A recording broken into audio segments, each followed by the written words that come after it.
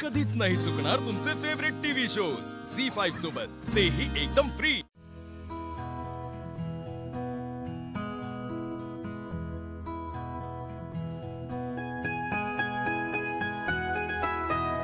आशू,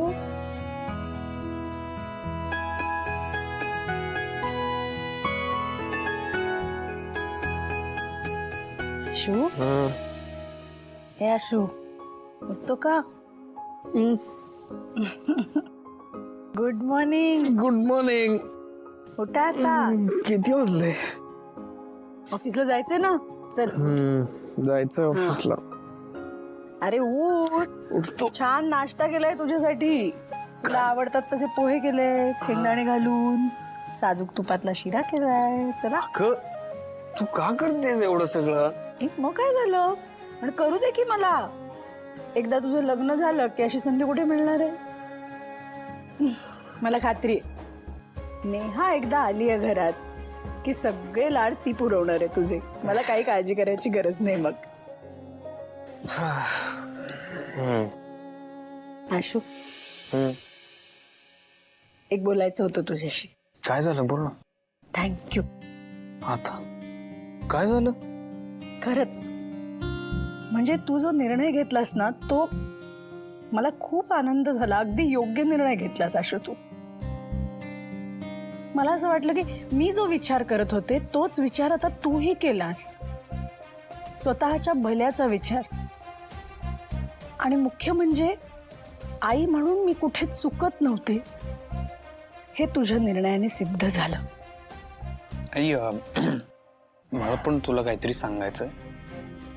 मी ना हा निर्णय घेतला काल, मी बोललो तुमच्याशी आणि मग मी भाऊंशी बोललो, तर त्यांचं असं म्हणणं होतं की हे सगळं। एक मिनिट, भाऊंना शिवाबद्दल खूप आत्मीयता वाटते, त्यामुळे ते त्याच उद्देशाने सांगणार तुला।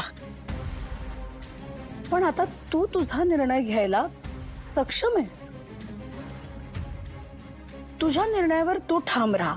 हा, कधी कधी असं वाटू शकतं की निर्णय घेतलाय तो योग्य आहे ना, आपण पडताळून बघतो, पण आपण तो निर्णय का घेतला ह्याचा विचार करायचा, आत्मविश्वास ठेवायचा।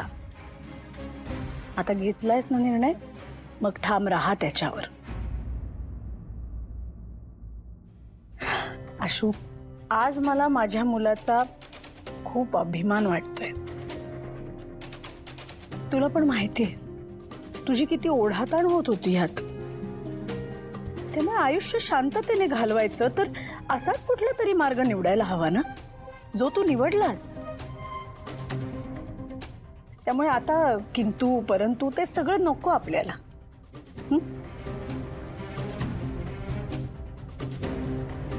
बरं चला, खूप काम आहेत आणि वेळ कमी आहे बाबा।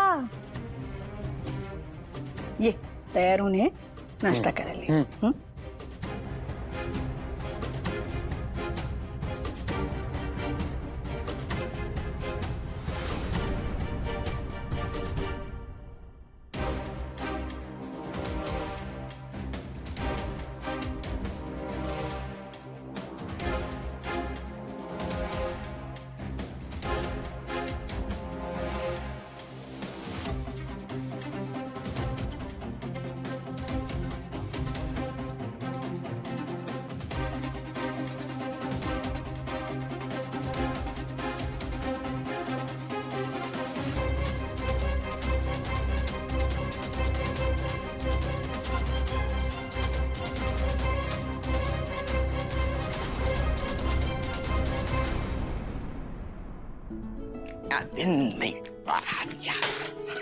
काय मदत पाहिजे का काही?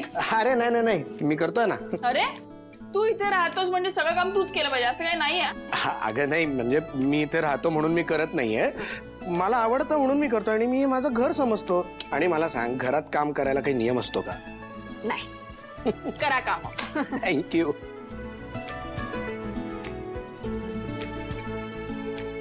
शिवा, हा, आशूने सुद्धा लग्नाला होकार दिला असं कळलं मला। हा, नाही म्हणजे त्याने असं नव्हतं करायला पाहिजे। तुला तुला खूप त्रास होत असेल ना? नाही वय, मी चिल्ला एकदम। शिवा, हा रे, मी कॉन्फिडेंट आहे. मला माहिती आहे आपलं प्रेम आपल्याकडे येणार, त्यामुळे सगळं नॉर्मल आहे. चांगलं आहे यार. आय मीन तुला होप्स तरी आहेत. मला तर समजतच नाहीये काय करू. चंदन, होईल रे सगळं नीट होणार आहे. तू मला सांग, काय काम आहे का आता? हा अगं, ही गाडी सकाळीच आली आहे आणि मला काही कळत नाहीये काय झालंय. जरा तूच दे. बघ.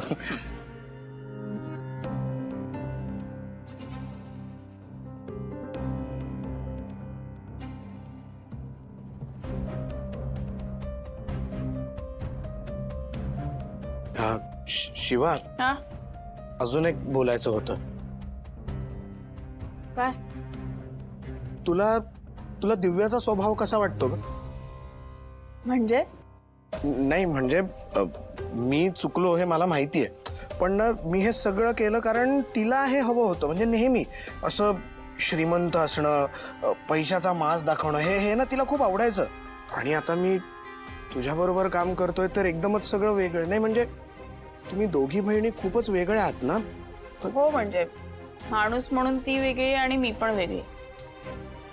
पण दिव्या वाईट नाही आहे.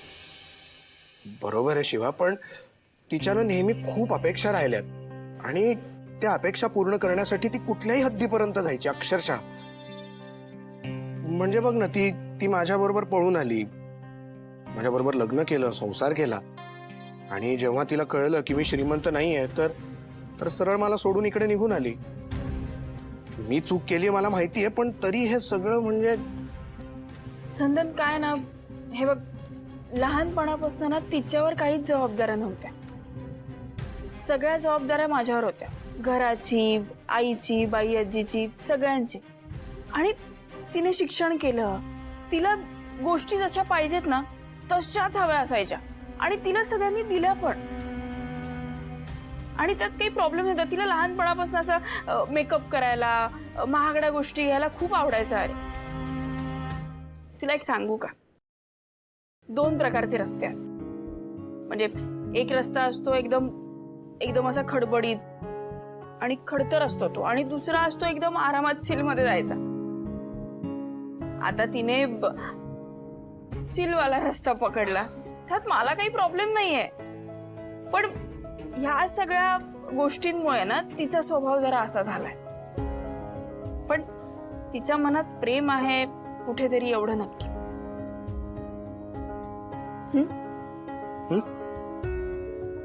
हा.